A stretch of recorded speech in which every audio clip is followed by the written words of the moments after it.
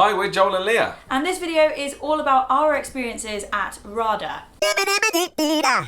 So you may or may not know that RADA stands for the Royal Academy of Dramatic Art. Yep. And that's where Joel and I met. Yeah, it is. It's one of the top drama schools in the world. It's where people go to train as actors or even stage set designers, stage managers, anything to do with theatre really, but mainly it's well known for acting, isn't it? Yeah. So Joel and I met there back in 2011, 2012. And gosh, that feels like ages ago now. Doesn't it? And we just wanted to make a video explaining the audition process, what it was like getting in, our experiences whilst we were there, and life after RADA. Yeah, just for post-RADA, anyone who's interested in that.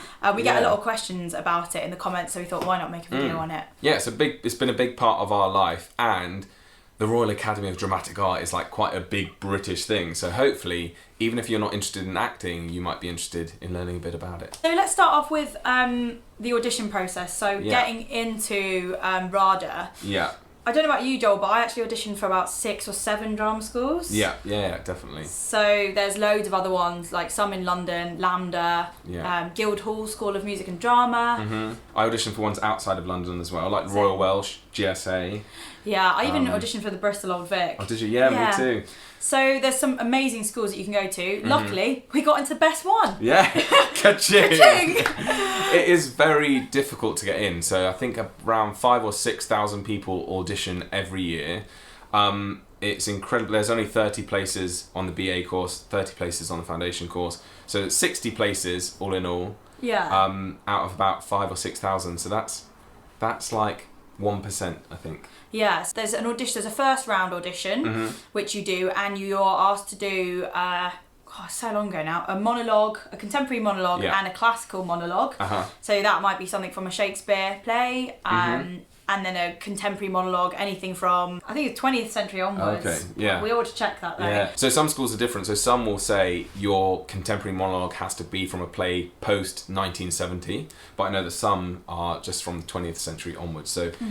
I guess my biggest tip for preparing for audition for drama school is really thoroughly read what each school is after, because they're all after something slightly different. Really? So I know Central, you have to pick a Shakespeare from their list of Shakespeare speeches. I remember that, yeah. And the amount of people that turn up to that audition and they're like, oh, I didn't know I had to pick one from the list. I'm just using the same one that I use for every other school. And they're just like, immediately, no, you're not getting in here because you clearly are an idiot. do the research, yeah. I think my tip would be, in your speeches, just know who you're speaking to. I remember like doing, I think, my modern speech, and they were like, so who's the character speaking to? And I was like, her mum. Got recalled. I was like, reread. But yeah, I got really lucky, and my Shakespeare audition, I played like a 40-year-old woman, which when I then got into RADA, I found out is like a big no-no. Like, play your age. Don't be afraid to play Juliet. Don't be afraid to like take on a character that you could actually be cast for in the real world, in the working world of acting. Oh, definitely. And they're always gonna be overdone. So especially with Shakespeare, like, if you're thinking, I can't do Romeo because that's so overdone, all of them are overdone. These audition panellists have heard all of the Shakespeare speeches all the time. So thousands of times. Yeah, the most important thing is that you like the speech and that it's, like Leah said, within your casting bracket. Yeah, I played like someone from The Winter's Tale who's like 40. I'm so bad at remembering this stuff because it was like, how long ago now? So 7 years ago. That's My insane. gosh, 7 years. I think I still know some of my speech. I did Edmund from King Lear. I remember thinking about pentameter and being like, what studied torments tyrant hast for me? And I was just thinking, like, I did so much work and prep into those speeches. That's the thing, Shakespeare isn't some like stuffy poetry. It's actually means stuff. And so it's like, you just need to identify with the words as much as you identify with your contemporary monologue. Yeah, I remember my coach at the time was like, right, translate that into how Leah would say it, and my words were coming out as swear words, like, what are you gonna do to me, you idiot? And I did it like that, and he was like, great, do it like that, but with Shakespeare's words. And I was like, cool, so I did, and it was full of attitude, and it...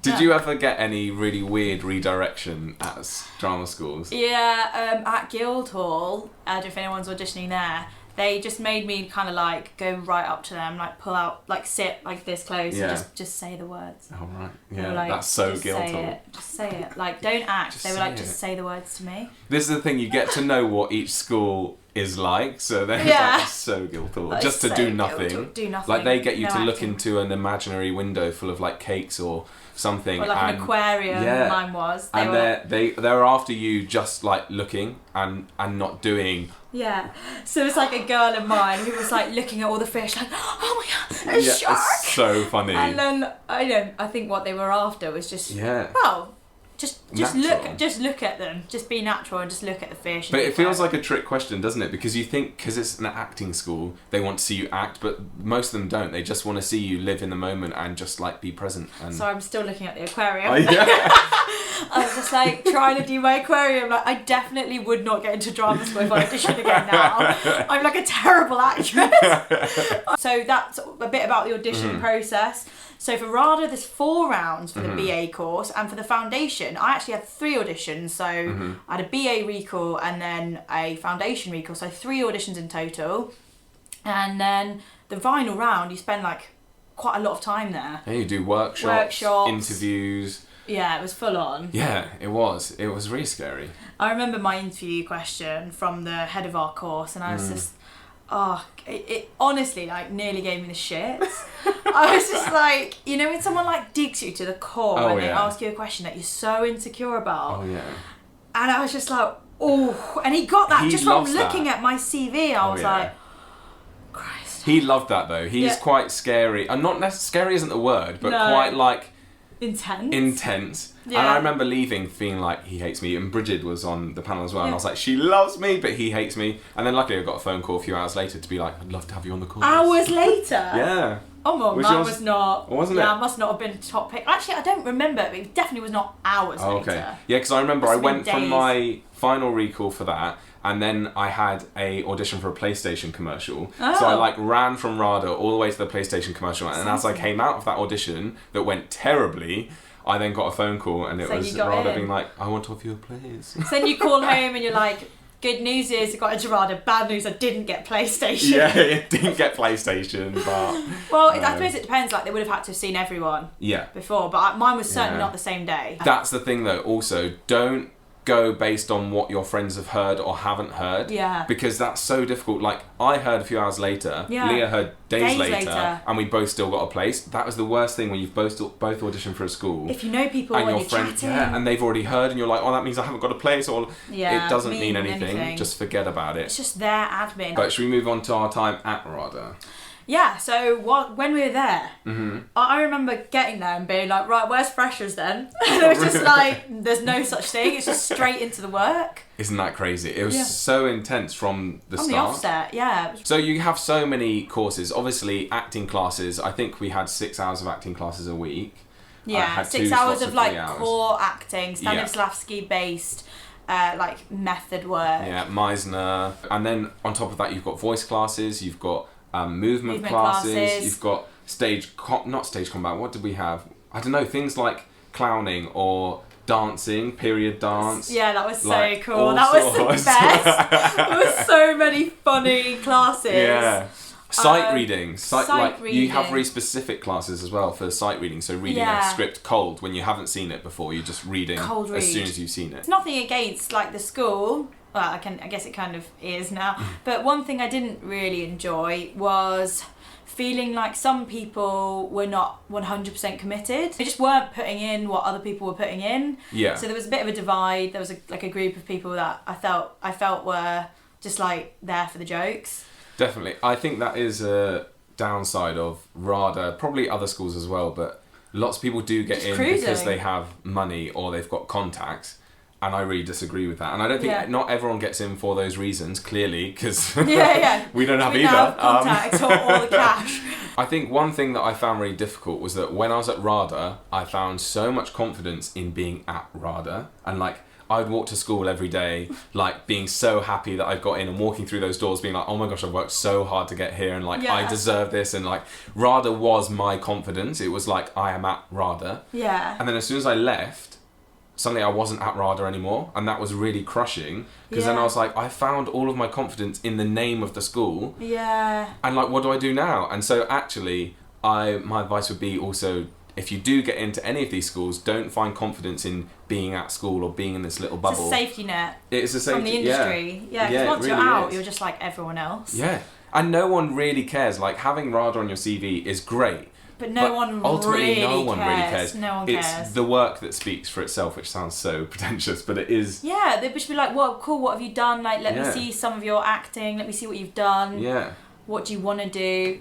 No one really cares. So if you're getting sort of anxious about what name is going to be on your CV, then don't. I can't remember the last time anyone said to me, like, where did you train? Life since RADA, I didn't really take my validation from the school, but I certainly did miss it when I wasn't there. Yeah. And I just sort of remember just trying to keep really busy, because suddenly, if you think about it like this, you're going from having like 10-hour days to having nothing on, unless you immediately get a job or you start doing other sorts of work that's not acting work to fill up your time. Maybe like a year after that, I think this YouTube channel was born. Because out of boredom, just because it wanted something to be doing.